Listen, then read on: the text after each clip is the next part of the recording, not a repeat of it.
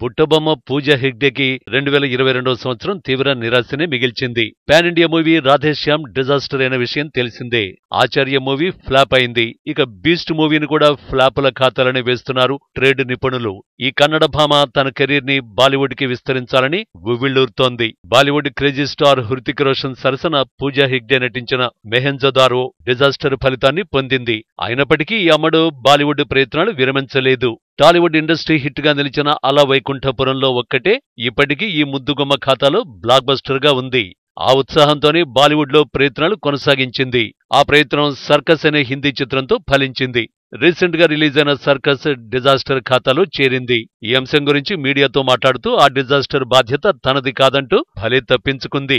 Circus cinema గురించి తనకి offer రాగానే దర్శకుడు రోహిత్ శెట్టి టాలెంట్ ని నమ్మి కాల్ షీట్స్ ఇచ్చానని చెప్పుకొచ్చింది. కథ, బడ్జెట్, హీరో లాంటి వివరాలు అడగకుండానే రోహిత్ శెట్టి పైన పూర్తి నమ్మకంతో సర్కస్ లో నటించానని వెల్లడించింది.